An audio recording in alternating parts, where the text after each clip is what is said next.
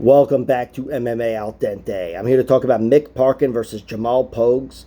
Pogues is 10-3 as a pro, 27 years old, and he's giving up 1 inch of height and 2 inches of reach to 27-year-old Mick Parkin, who is 6-0.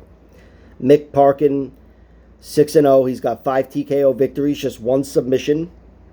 The submission was a rear naked choke on the Contender Series against easily the best opponent he's fought. He's fought pretty much shit competition at this point. Some tough guys and scrappy fighters, but nobody of merit.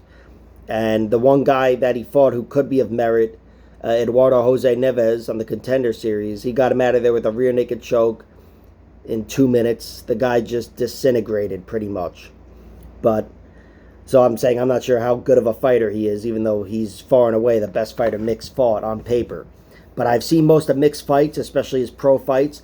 He's got 5 TKOs again. I want to say most of them, easily most of them, come on the ground, maybe even all of them. The first guy he beat, actually, he knocked down with an elbow or a forearm and then put him away. I guess it still counts as a ground and pound finish, but that guy showed up for a paycheck. He just took a dive literally into the mat and collected a paycheck. But anyway, Mick Parkin, assuming his opponent shows up to fight, he's down for a fight. Like I said, 5 TKO victories. I didn't write down which rounds they go in, but a lot of them were deeper into the fight. He doesn't just run through opponents. Or if he can't run through opponents, he's not somebody who abandons the game plan.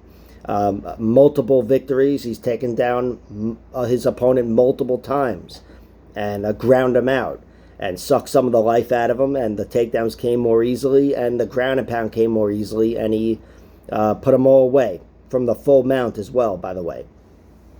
He is a guy that always wants to get the fight to the ground. His striking is not great, I want to say. He's got good punches, and he can throw as a counter striker and, of course, lead the dance when he's stalking his opponent. But these were all lower-level guys, and Mick Parkin still looked like a slow, plodding zombie, a Rothwell zombie, Ben Rothwell. And I expect him to be, a slow, plodding fighter at the UFC level. And certainly against Jamal Pogues. Not that Pogues is Mr. Lightning or whatever, but he's a former light heavyweight, and I think he's certainly quicker than Mick Parkin, with the individual strikes and with the movement, of course. Jamal Pogues, he's got 3 losses in his 10-3 record there. All to good fighters, all on the ground, and I believe all at a light heavyweight. He lost once via TKO to Taylor Johnson, who's a very good fighter over in, I think he's in Bellator still. Maybe PFL, I don't know, but I know he's been in Bellator, but he's a solid fighter. And Alex Polizzi, same for him. He got him out of there with a heel hook in round 4. Alex Polizzi's a very game fighter over in Bellator. And Jordan Young, rest in peace. That guy was a very good fighter. He got him out of there in round 3 with an arm triangle. So Jamal Pogues has been taken out on the ground deep into the fight, but it's been a submission typically. The TKO from Taylor Johnson. And I do think that could rear its ugly head here if Mick Parkin is able to get Jamal Pogues down and take him down repeatedly.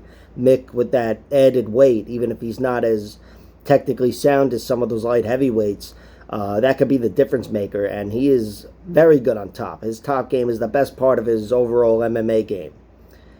Jamal Pogues, I expect to be a bit better with the striking, just because he's faster. Again, he's fighting a zombie, a slower, plodding guy. But I also think Jamal hits harder, despite being the guy that's moved up from light heavyweight. I think he's got a little more pop in his punches. And I think that, of course, could be the difference maker if it's a battle of volume. And as far as the wrestling goes, I do trust Mick Parkin to attempt more. I think he's going to want to get the fight to the ground. But I think Jamal Pogues, again, he's going to have some footwork on his side and speed, but he's also shown some good wrestling as well, ripping Josh Parisian to the mat.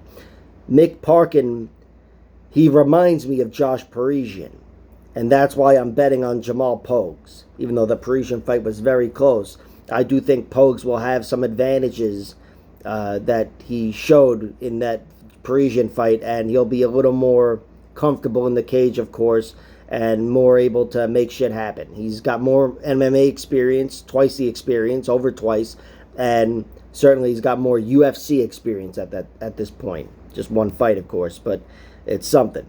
And the pick is Jamal Pogues. I'm picking Pogues to outpoint him.